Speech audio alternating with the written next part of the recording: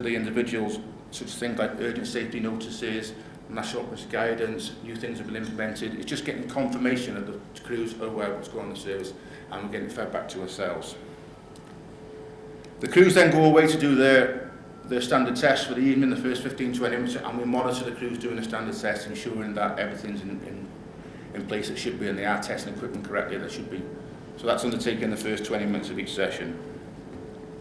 Once the crews reconvene, the lead auditor will ask the crew as a whole questions relating to hot topics, which are complied from other departments around the latest hot topics. These range from gauging the crew's knowledge of understanding of urgent safety notice, as stated before, knowledge around the recent release of NOGs,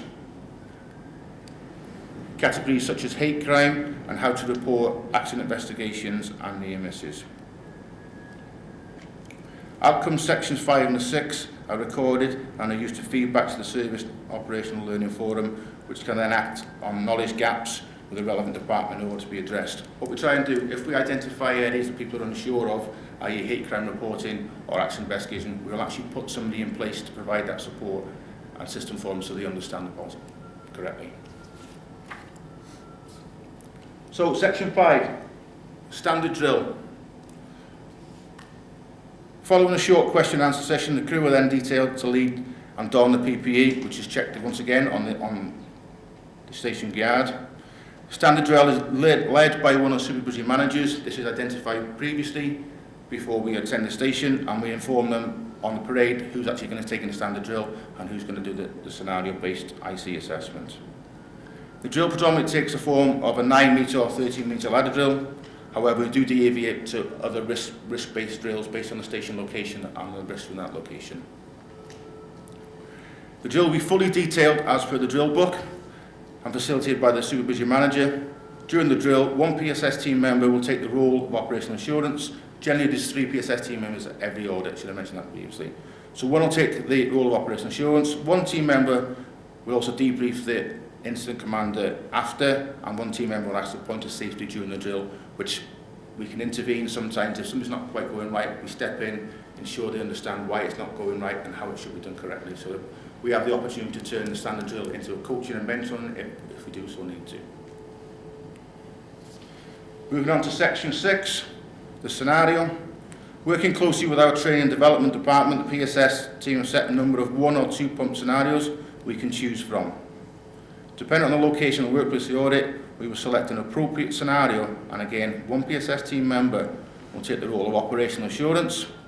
This team member will also debrief the supervisory manager on the performance following the audit, and one team member will undertake the role of safety, and a third team member usually plays the role of the responsible person at the incident where they can gather information from regarding the incident scenario we've set up. Also, we invite the FDS support manager for that station to attend. This gives us two elements to that. It gives them to ensure the FDS manager's core skills are up to date, because they can see a drill being undertaken, and it also provides, we check against the FDS manager's knowledge of a handover under JESIC principles, so we get a twofold FDS attendance for that.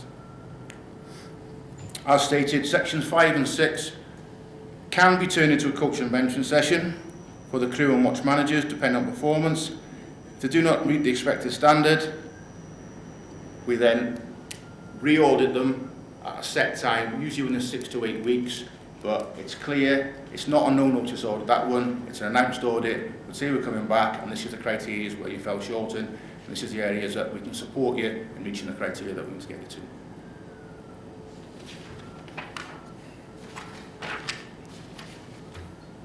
So, as I stated, 2015, the inception of the PSS department, and where we met with some resistance from the crews, yes we were, okay, because we thought, as stated before, that it was yet another audit process and assessment all the time. So what we did, we developed the criteria with the functions and shared this with the staff to promote good practice. We told them what we were coming to audit. We told them the areas that we were going to audit. Okay? It didn't come as a surprise to them when we started doing things on the station that we never told them. Okay, the rationale for providing a no-notice audit is it creates a true picture of workplaces. Some audits are undertaken duty crews we've done on nights, and some audits we've done first thing in the morning, 7, 8 o'clock in the morning. We then get a true picture of the stations, what's happening on the stations, and what's taking place. As I said, the audit is formally taken in whites. It's formal, but we remain the staff, the team, approachable. We're there to get the best out of the team and support them. If we identify something that's wrong, we're there to put the support systems in place to make sure it comes out right. Coaching and support provided where needs to improve performance, I've just stated. And our audit findings are analysed and lessons learned actions shared with responsible functions and the Operational Learning Forum.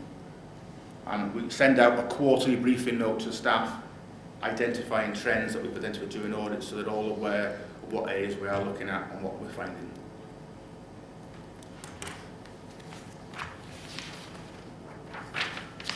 Okay, so we've now discussed why we choose a certain workplace. We've now discussed what happens during the audit. I'm now going to let you know what happens following the post-audit. Before leaving the audit, one of the PSS team will debrief the supervisory management on duty and let them know whether it was a successful audit or whether there was areas of improvement and what areas were there for improvement. Okay? The lead PSS team member will then compile a report within 7 days. This report will contain a summary of the audit broken down into, if applicable, safety areas, areas of concern and areas of good practice. These areas will then be enhanced further in the report with specific detail as to who is responsible for that area of improvement, the supporting guidance and supporting department to achieve the area, and how and when it will be reviewed against any progress action to date. For operational stations, supervisory management team and a station support officer will be notified of this report. For positive audit, the report can be sent out via email to the station support officer, the head of department and the locality manager. If it's an audit that hasn't quite met the standard, we deliver the report in person within 7 days. We actually go back to the station, one of the has them delivered to, and highlight the areas of concern on what support systems we can put in place to support them to achieve the positive audit.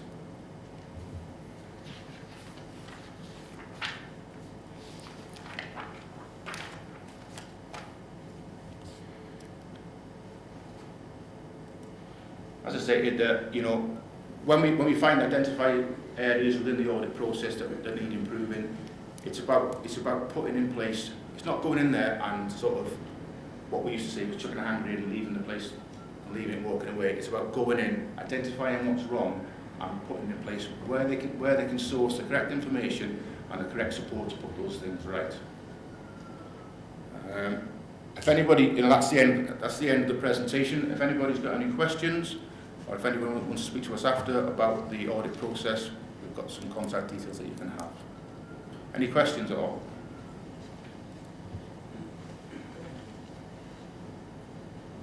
Okay.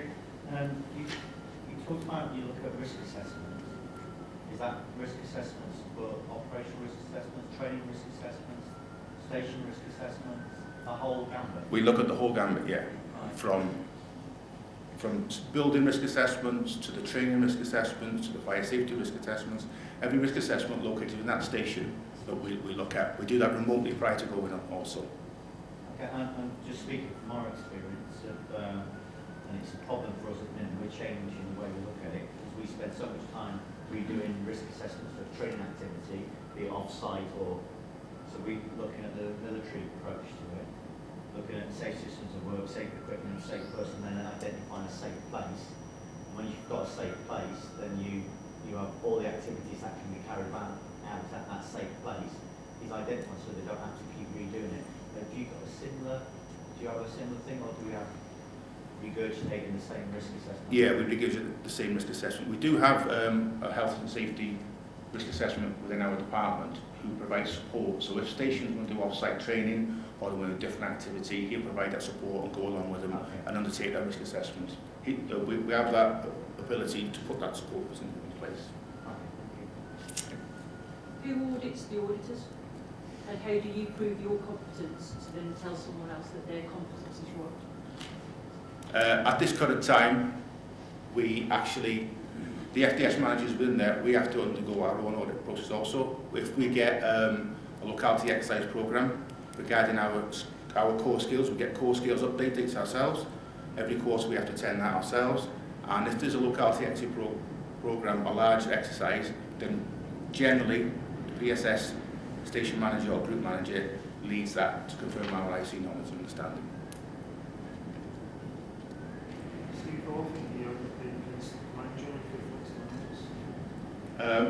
We're just undergoing a 3-year incident command strategy at the moment, and our vision is to do an annual assessment on an FDS manager. So we pick up a lot of the FDS managers during the locality exercise programmes. We also pick them up doing workplace audits, but we're now having a formal assessment on a 3-year cycle where they come into the central location, training development centre, and we're going to go an XPR assessment. That's annual. Might come across a bit challenging this and it's not meant to, but you said something before about, I can't remember exactly what you said, but you said that, basically being an assurer, if you go on the station to assure somebody, it's not always the best environment to be in. Yet, you're dressing different when you go on a fire station. Have you assessed the impact of that? We have the feedback from the crews that we were, initially it was met with resistance because nobody else wears rank marking in the service, okay? But the feedback from the crews after, it adds a bit of formality to the audit process. And when we're getting fed back, following each audit, we sort of have a debrief for the management team. We also have a debrief with the crews also. And we ask them, did it affect your performance? Because initially we thought we were getting some poor performances, generally the white coat syndrome. But then when we actually speak to them and come across it a little bit differently, and we're coaching and mentoring them, that element fell away. And we've got better performances, and we've got more interaction with the team. Do you not get the same, you could probably get the same without the rep markings then if you're used to not having rep markings on? It's something we have looked at, but the direction that we're undergoing at this moment, that we do review it and we do get feedback.